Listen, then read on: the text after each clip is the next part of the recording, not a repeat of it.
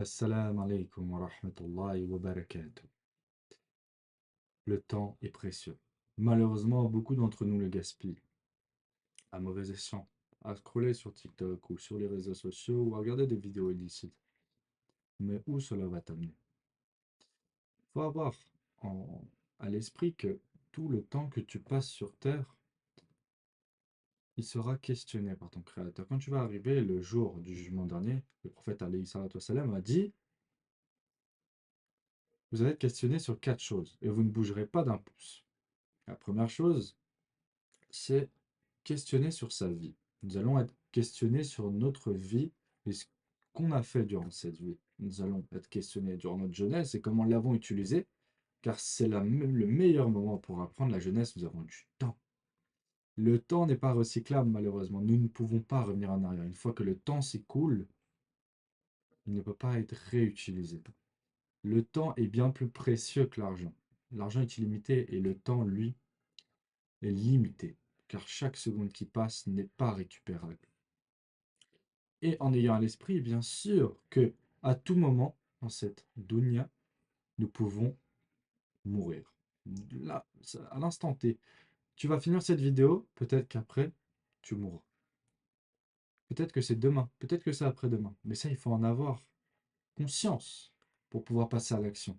Car si tu meurs demain, est-ce que tu seras satisfait réellement de ce que tu as fourni comme effort dans le din? Et c'est là où je veux en venir.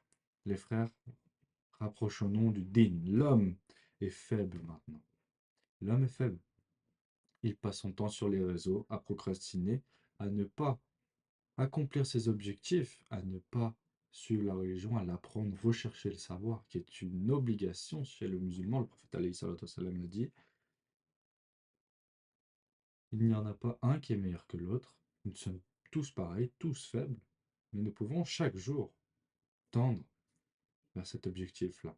Chaque jour apprendre de cette science. Et par ce chemin-là, quand nous prenons le chemin de la science, quand nous décidons de nous orienter vers la science, eh ben, qu'est-ce que fait Allah? Il nous facilite un chemin vers le paradis. Maintenant, tout est entre vos mains. Arrêtez de procrastiner et passez à l'action. Parce que les secondes qui passent vous sont tellement précieuses. C'est un bienfait en réalité. Les musulmans ont beaucoup de temps libre, en fin de compte. Mais nous préférons le louer à nos passions, l'utiliser à nos passions, si vous préférez. Et ça, c'est dommage. Parce que en fait, il faut comprendre que si tu veux réussir dans cette dunya, c'est-à-dire avoir des objectifs, c'est-à-dire pouvoir être riche, pouvoir être ci, pouvoir être ça, tout dépend de tes objectifs, hein. D'atteindre tes objectifs financiers, enfin de voyager et de faire ton hajj, de faire ta hijra, pour ça, ça demande des moyens. Et peut-être que tu as comme objectif d'être libre financièrement, de vouloir, d'aspirer à être libre financièrement. Mais tu procrastines et tu ne passes pas à l'action. Mais si tu, on va dire, tu recherches la science, Allah il va te faciliter.